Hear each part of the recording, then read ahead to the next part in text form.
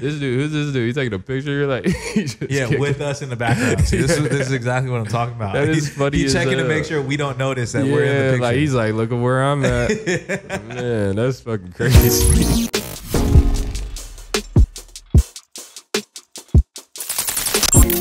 Let's get into it. The Serve Fresh Show returns on Dash Radio, and today I have a very special guest in here with us because this is somebody who I randomly came across through the algorithms and have been a fan of since for a lot of content, and then also getting to dive into the music. My favorite color is with us. Yo, what's up? What's up? How is everyone? Thank you so much, bruh. I'm super happy to be here. Yo, it's funny because you came in with. You're very soft-spoken in person, but you're very outwardly spoken in all of your social media content. Yeah, that contrast is important, bro. Cause like I be wanting people to know, like I'm definitely like, can I cuss on here? Oh yeah, of course. Oh yeah. I'm definitely like a wild ass nigga, like social media wise. But all in all, like I'm a pretty like regular dude. I just be kicking it.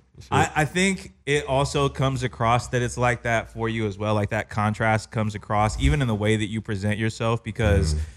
You have so many different levels to you where it feels like your content, you don't take yourself too seriously and you allow yourself to shine like that. Exactly. I feel like it's super important not to take yourself too seriously, like especially in this day and age, because like if you do, you're really just gonna like get your feelings hurt. Yeah.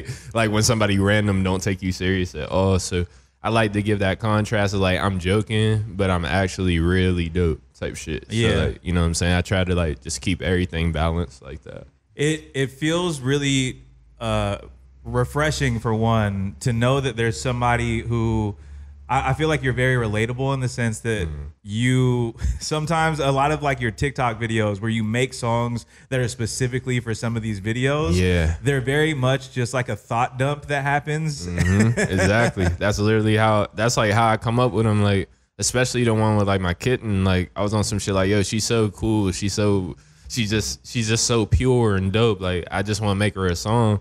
So then I made the song and I'm like, okay, now I'm gonna just record a video on the iPhone. Like we need some more content for her. Like she's amazing. So I try to just always come up with like some random shit like that, some DIY type shit. She got a flower on her collar. On her collar, bro. And I just went on Amazon. They got a bunch of like the flower collars on there, and they got like variations. So I got her some crazy shit on the way. There's like 16 of them. It's about to be crazy. Yeah. And you already know that all of your followers are going to be begging you to put that on display as soon as it shows up. Hell yeah. Like I had people hit me up like, yeah, you gonna drop like more cat songs and shit? I'm like, bro. I'm like, bro, hell no. But yeah, it's dope. Like I love her so much. You're like close because I'm dropping you a 2-pack of car songs. Yes, because exactly. Car Pack is out now. So tell us a little bit about this because I think the promo was super dope in that you're sitting on the driveway and then it shows kind of like these two differences between the pink whip and the Nissan. Yeah, man. I mean, that shit just came together so well because my vision for it really was just like, I wanted these two cars because obviously both songs are about two different cars, but I looked at it more so as like a metaphor. Like, okay, this is a pink Cadillac. It's beautiful. It's so materialistic driven. Like, this is going to make like the lust pop in. Like, all the shorties are going to want to be with me and shit. So I was kind of looking at that as like the fake reality of being a rapper. Like, you know, I'm just this cool dude in this pink Cadillac. I'm like Elvis, except I'm a nigga. You know what I'm saying? But the Nissan portion of shit is like, yeah, but like this is how I actually feel. Like I'm looking for love and like I want to like settle down. I want to just be like happy and I want somebody to love me for me. So I feel like we really like hit that contrast like perfectly. Like, yeah, and it's dope because it does kind of relating it to this visual of these two different cars, being able to kind of take those two personas and perspectives just off of the car that somebody drives. Like, of course, it's a materialistic thing, but it's a reality of something that you can kind of put eyes on. Yeah, exactly. And it's like people don't know. I mean, people know, but it's like real. Like you really get judged off the car you drive.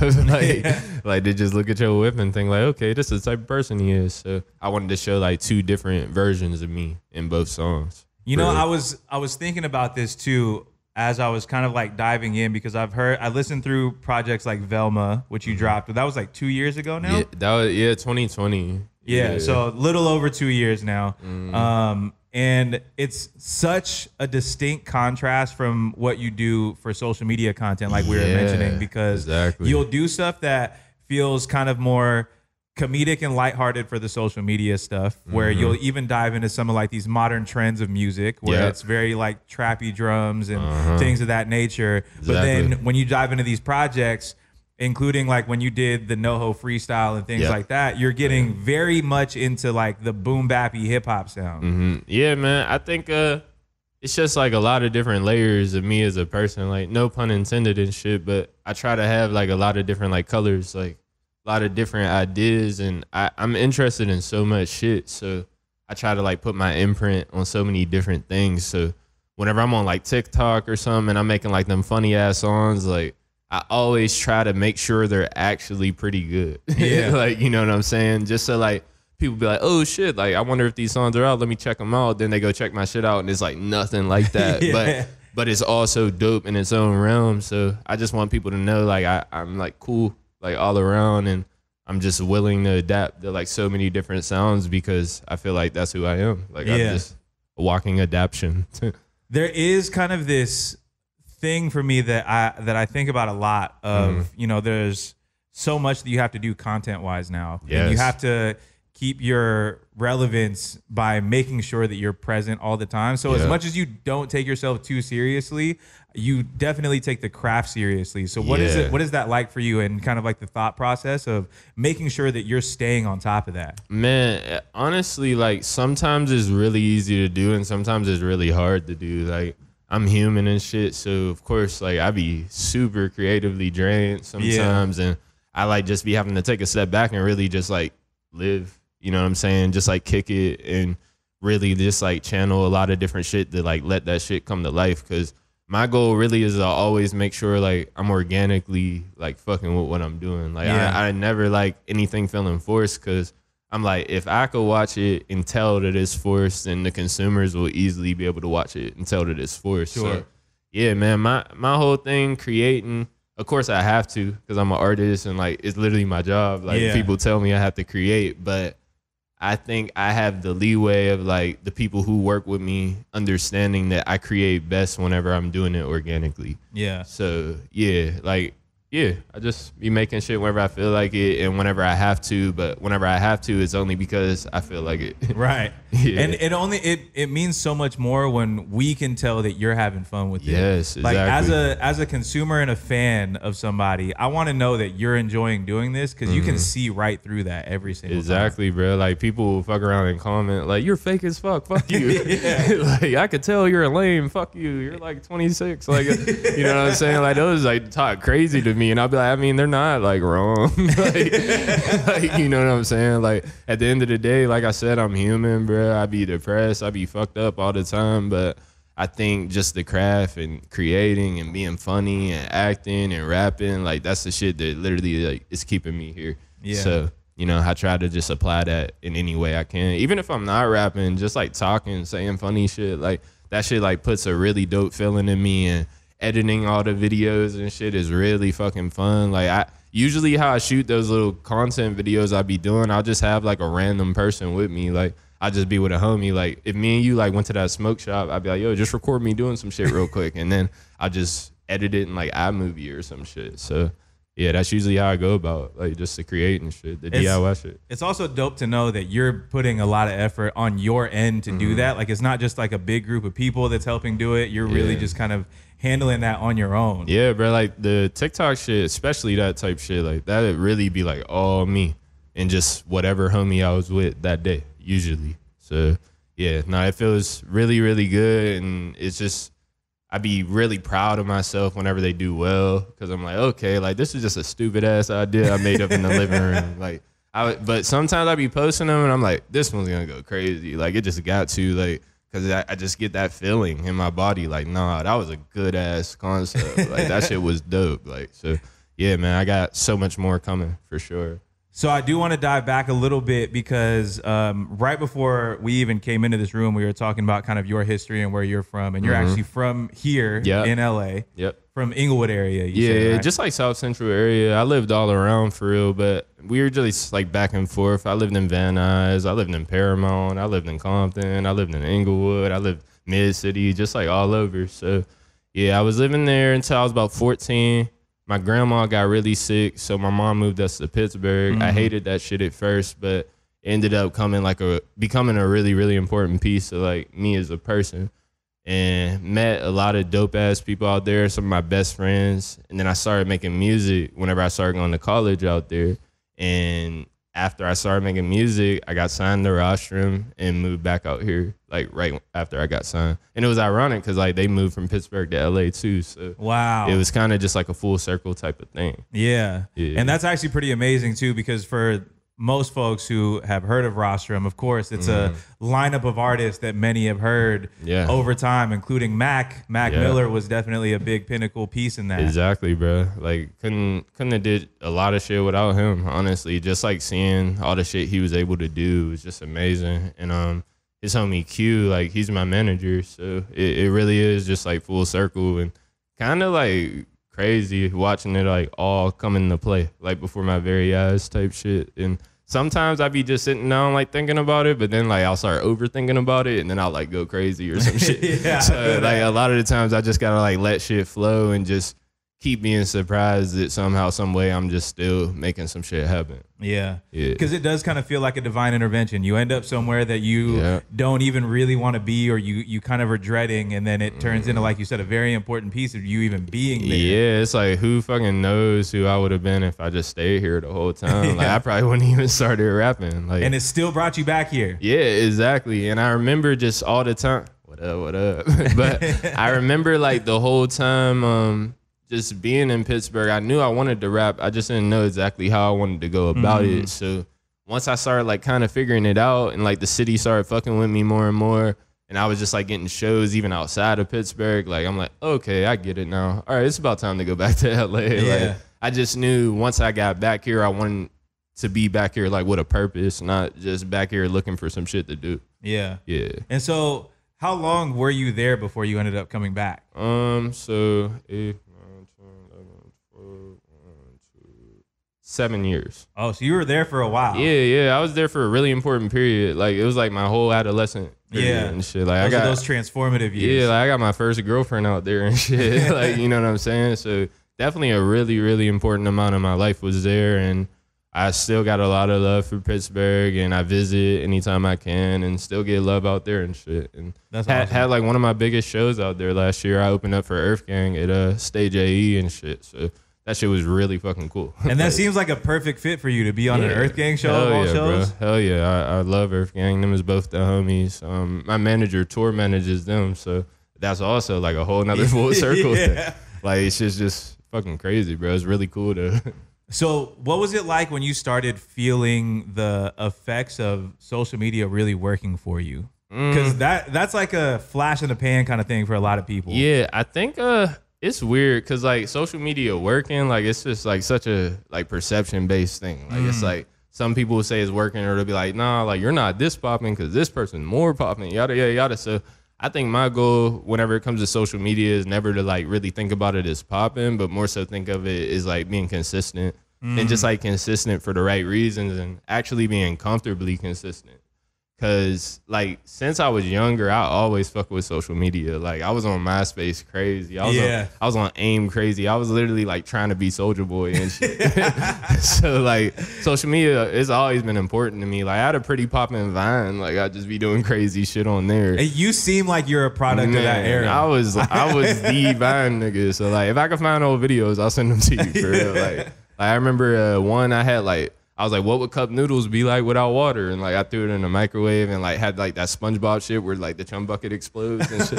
Like yeah, like I don't know. I was just wilding on there. So I think how I felt whenever social media started working was kind of like it was just like bliss for real. Like I wasn't really thinking about it because it was all going hand in hand with like my career working. Yeah. Because like you start getting more love musically, you're automatically gonna get more love on social media, and then you're gonna get more love in real life, and then you're gonna get invited places, and then you'll be doing interviews and shit, and I could post this on social media. Right. So it kind of just gets to the point where you realize like content literally is just like your life. So it's just recording what's already going to be happening. Yeah. For real. So I think simplifying what social media is makes it a lot easier to use. Yeah, and I think that, like you touched on a little bit earlier, the organic nature of you just having fun with some of the people that are around you at the time, and it coming together like that, and people gravitating towards that. That says a lot about you and your personality, and you being able to present yourself that way as well. And then it makes it so it's not dreadful for you. Yeah, exactly. Like I literally have so much fun with all the shit I be doing, bro. Like,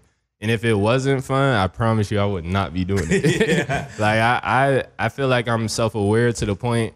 And like literally just fucked up like mentally to the point where like if some shit wasn't fun, you'd really be able to tell. Like, and I just would not be rocking with it at all, for sure. Yeah, so it's beautiful to see that, you know, you've been able to create something out of all of that, keep that consistency because, again, it's fun for you to do. Yeah, exactly. And so I also want to dive back to, of course, we mentioned that you have this kitten that has made its presence very, very known. She's famous, man. She's so popping already. She's more popping than me and everything I've ever done.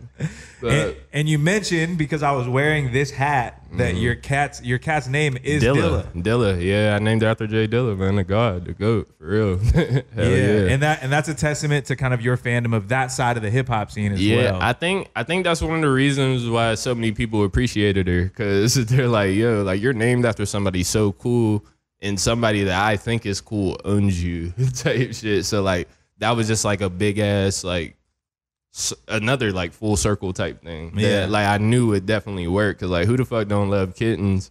But but it was ironic also because like it was genuinely like a good song. Like so like it was just really funny how that shit transpired, for real. It was one of those ones where I think if I remember correctly, T-Pain did that song, It's My Dog's Birthday. Bruh, that's what I'm saying. Like, there's a couple people out who, like, made songs about their pets. Yeah. Just, like, genuine songs about their pets that are really good. Like, people on TikTok were, like, taking a song and making it about their girlfriend. Come on, man. Like, they're like, she cute as fuck. Like, talking about their girlfriend. So, you know what I'm saying? Like, it's just, like, a big thing. You feel me? Yeah, that's absolutely perfect. So, I'm like, yo, these niggas taking pictures.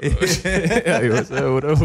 Yeah, see, that's the benefit and non-benefit of being in the window on Hollywood Boulevard. Is you never know what distraction may pass by this window or what somebody's gonna do at this window. I think one time we were trying to do an interview and somebody started working on the window pane. It was very interesting. Yeah, man. It's a cool space to be in. What was the craziest shit that happened? I'm still kind of new to the area, at least being here, but I've been told that there have been like police chases that have come by during interviews, and you just turn the camera around. Yeah, like, hey, I'm sorry, but we gotta break for this real quick. Hell yeah, nah, that's fire, bro. I'm trying to see some crazy shit.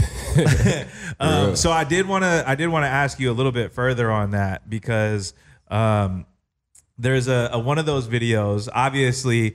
Dilla is a great name for your cat. Yeah. But there's a video that I think it starts with you laying on a couch about going to therapy, and the first thing you say is my favorite color. That's a terrible name, by the way. Yeah, man. Yeah, I mean, like, I'm definitely self-aware. Like, like I know it's a very confusing name, but like it got a story behind it. You know what I'm saying? So in that video, I was kind of just talking to myself from a perspective how I felt a therapist who don't really give a fuck about me would be talking to me, type shit. And I think that shit worked too, for real. Yeah. Yeah. But yeah, my favorite color is stupid ass name. Yeah. So where did this name come from? And the other thing was, there's the other video that's a thought dump of yours. And you said, stupid interviewer asked me what my favorite color is. And I was like, well, that question's out. We can't ask him what that is no more. Stupid ass interviewer asks you, what's your favorite color? Yeah, no, it's definitely not a stupid question, especially if you don't understand what it comes from, type shit. Like, it's just, I be saying that shit just because they get monotonous always answering it. But yeah, like, I got the name because my mom, it's funny, like, my mom and my homie actually both gave me the same perspective. And I feel like it's such a complex perspective that is really ironic that like they both had it, but they kind of went about, whenever I wanted to be a rapper, like whenever I dropped out of school and shit, I kind of just said like, I want to be a rapper, mom, so I'm dropping out. And she was ironically like really excited about it. Like, cause she just always knew how much I cared about music, and music was her first love too. But she kind of just told me like coming up with your own style is like coming up with a color you never seen before. And that shit kind of had me tripping out because I'm like, what do you mean? Like just imagine creating a color without the help of other colors to make you create a color. Like you're not combining no colors or nothing, but like you just think of an entirely new color. Wow. So one day I was making music, like before I even had a rap name, and I like looked around. I'm like, man, this shit's cool. This is like some shit I never heard before. This must be my favorite color. Oh shit, I'm my favorite color. Wow. And then, yeah, that was how I got my favorite color. And I'm like, man, all these niggas is hating, tell me my name is stupid, but at least it actually got like a fucking background. Like niggas want me to be like Lil Bullet or like Lil Murder or some shit. Like, and I'm like, come on, bro. Like, I think the fact that it actually has a story behind it and the fact that like I'm super proud of it, I'll never change it. Yeah. I honestly, now that I know that, now for one, it's a lot better to not ask you what your favorite color is. Now it is a stupid interview question. Nah, yeah, it's only stupid because my name don't got nothing to do with my favorite color type shit. But my favorite color is orange. yeah. Well, thank you. Thank you for spilling that one. So you got it, bro. You a cool dude, man. I gotta let you know. So when you dove into this, and you really started taking this craft seriously, what was the moment that you realized like, oh, I'm gonna be doing this for the long term? Especially because now that you've described the moment that you realized that you found your style and you found what your favorite color is. I think like forever, I always really cared about like just artistry in general and literature for sure. Cause I was in college like trying to be an English teacher and shit. Like I just always really cared about words, sentences, and just like different like literacy terms. And let's shit. be real, like, that's a perfect major for a rapper. Yeah, for honestly, somebody who's like, gonna be great at rap. Man, a lot of these rap niggas, like, if y'all don't want to get a job, just be an English teacher. Like for real, because like that shit, it works. You know what I'm saying? And if you're just like by yourself all the time, it's enough money to live. Like being a fucking teacher. But yeah, bro, I think honestly, yeah, my bad. What was the question? I lost it. What was the moment that you realized that you were going to be doing this for the long haul? Yeah. It must have been in college, like whenever I dropped out and just like officially like dove into this shit. Cause like I knew I wanted to be a creative. Me being an English teacher was definitely like a backup plan and shit. But yeah, it was definitely whenever I started college and then I started making music. Because it was weird in Pittsburgh because none of my music really sounded like a lot of people living around the area. So I didn't really think I would be accepted, like especially like with Open Arms. I thought it would be like a really slow burning thing. But whenever I dropped my first joint out there, like people were really fucking with me like really quick. And even like the trap niggas and shit who I thought would never show me love were fucking with me. So it was just like really, really cool to like watch it all like unwind like that. And I started getting hella shows and shit. So I was like, okay, I gotta drop a little project. So I dropped Go.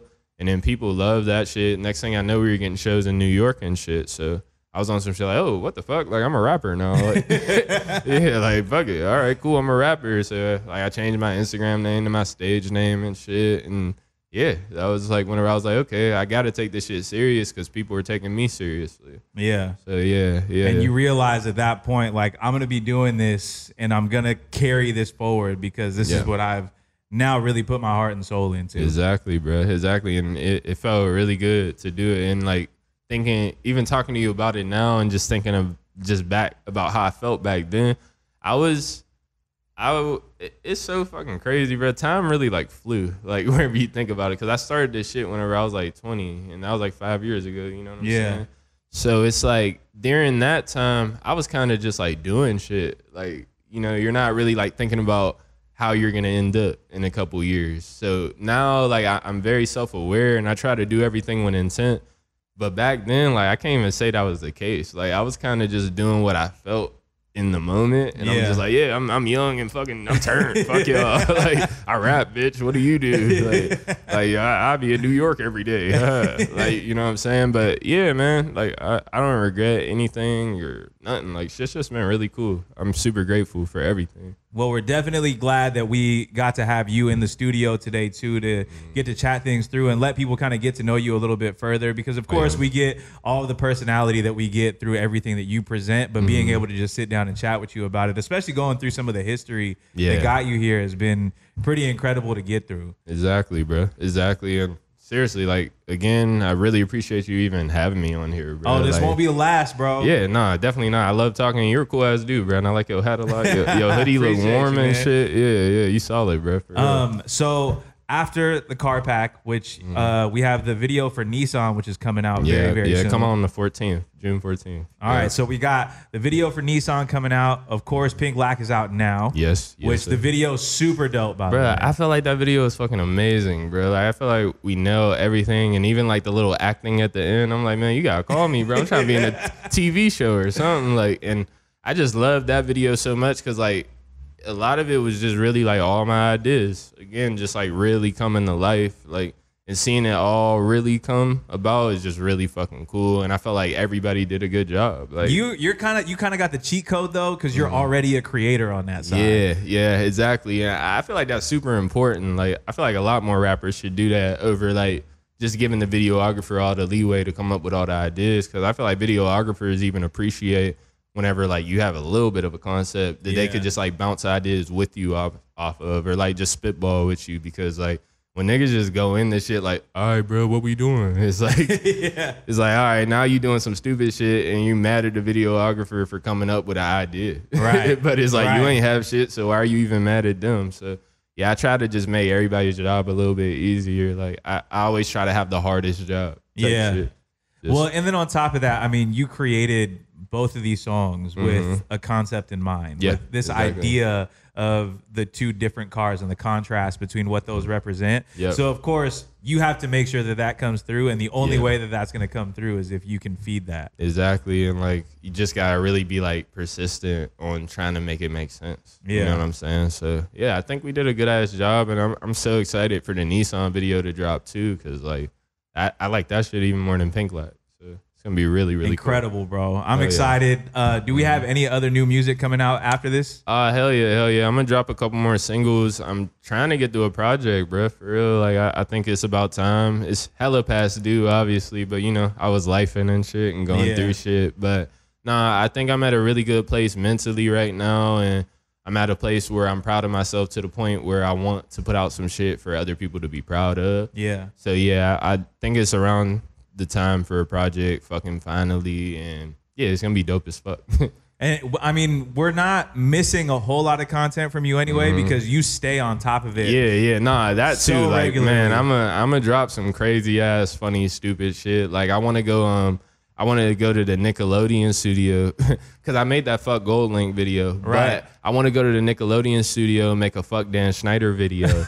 And I'ma like be with all the homies, and we gonna be mobbing, and we gonna have on like Disney Channel shirts and Cartoon Network shirts and shit, just saying fuck Dan Schneider, and I'm be like, man, I'm gonna show this nigga what defeat really look like. Like I'm gonna say all types of like crazy ass metaphors and shit. It's gonna be fucking amazing. And if he sends me a cease and desist, that would be perfect. It would, because it's like, yo, this the rapper who got sued by Dan Schneider. That's like an amazing YouTube video I dive into, bro. Like for real. So we have that on the way. We've also got new music on the way. And now that we go back to some of these funny videos as well, I have a challenge for you. Okay. And I'm putting you on the spot with this. What's up? So the last thing I need you to do is sell yourself to this camera as if it's an Everest College ad. Oh shit, fuck, bro. You hit me with the Everest shit. I did that shit. That's what I'm trying. Know. Yeah, that's what I'm trying to think of. Good. I'm trying to think of what I said. All right. So check it out.